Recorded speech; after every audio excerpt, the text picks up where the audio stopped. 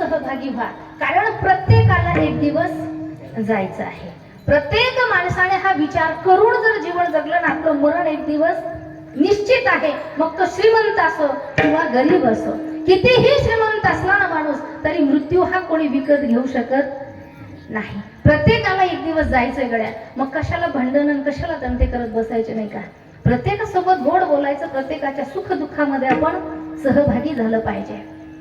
जगद्गुरु तुकोबाराय सांगतात, मंदिरात जाऊन तुम्हाला पूजा करता येत नाही ना, हे सगळं मी जे सांगतो हे जर तुम्ही करत असाल ना, तर हीच विष्णूची काय आहे, महापूजा आहे. आणि हे केल्यानंतर भगवान परमात्म्याची पूजा घडेल की न घडेल असा संशय घेऊ नका, तर काय ठेवा, निश्चय ठेवा.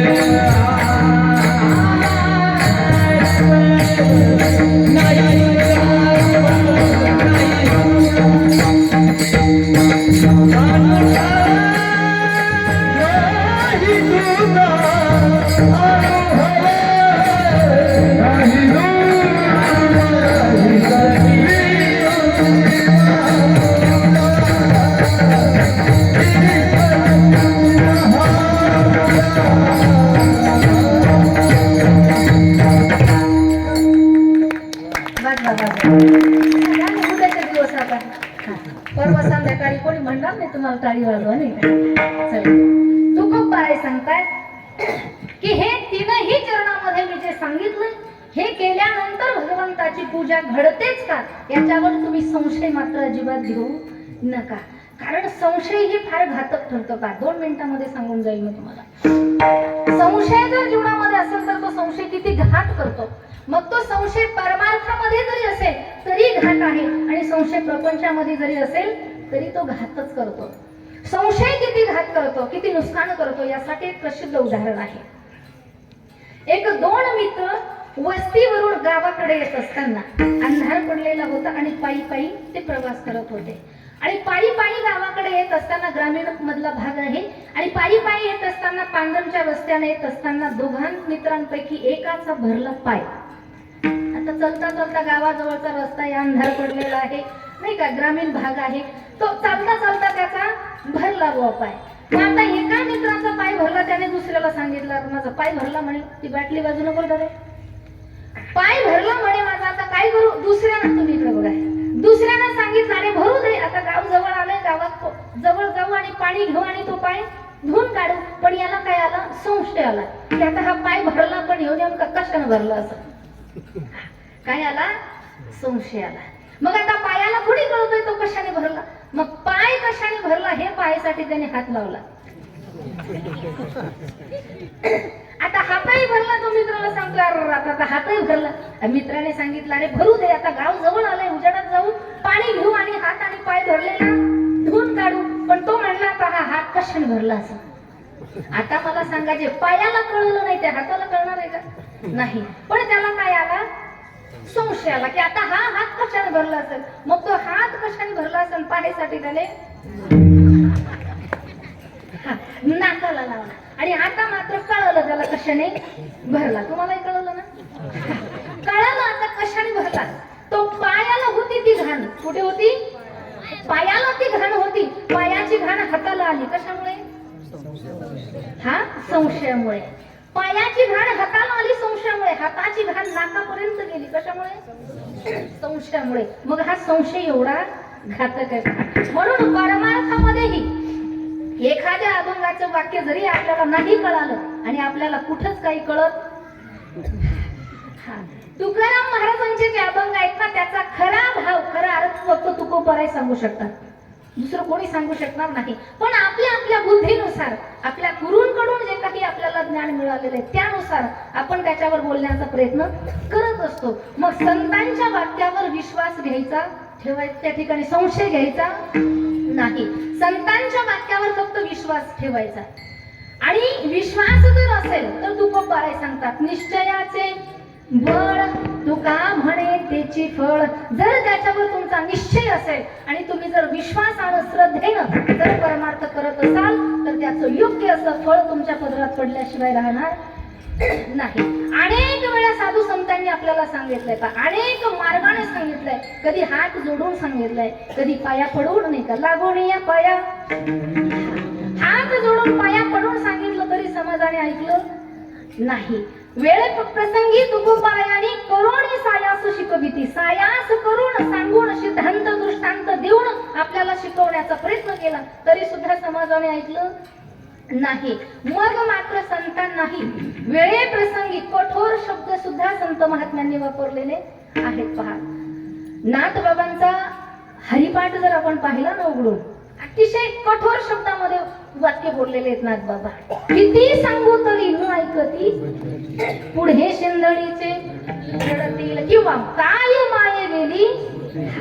एवढ्या कठोर शब्दामध्ये संत महात्म्यांनी आपल्याला सांगण्याचा प्रयत्न केलाय की बाबा रे, संशय घेऊ नका, निश्चय करा, विश्वास ठेवा. तरी सुद्धा समाज जेव्हा ऐकत नाही ना, मग संतांना नाथ बाबांना म्हणावं लागलं काय, हे जरी नाही कालं, हे जरी नाही कालं,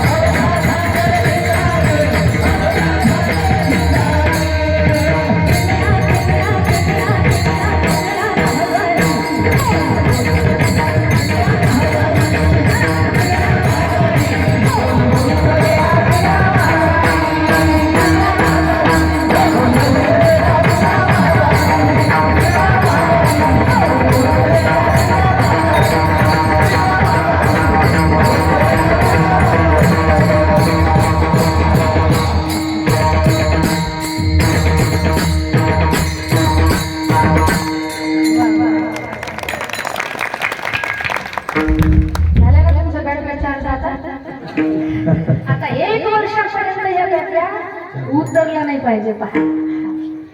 जगद्गुरु तुकोबाराय सांगतात, निश्चयाचे बळ तुका म्हणे त्याची फळ. हे सगळं केल्यानंतर भगवंताची पूजाच घडते. याच्यावर तुम्ही निश्चय ठेवा. तुम्हाला ते करण्याचा, तो परमार्थ करण्याचा, ती पूजा करण्याचं फळ मिळाल्याशिवाय राहणार नाही. हा झाला आपल्या अभंगाचा भाव अर्थ. माझ्या बुद्धीनुसार या अभंगाचा भावार्थ असाच असेल असा माझा दावा नाही. कारण जे काही योग्य वाटलं असेल, अभंगाला धरून वाटलं असेल चिंतन, ते भगवान परमात्म्याची कृपा आहे, गुरुवर्यांचा आशीर्वाद आहे. आणि जे काही चुकीचं उद्धटपणाचं वाटलं असेल तो तुमच्या संगतीचा दोष समजा, नाही तर नाही, तो माझ्या बुद्धीचा दोष समजा आणि माझं मला परत करा. असो, एकदा वारकरी संप्रदायाच्या नेमाने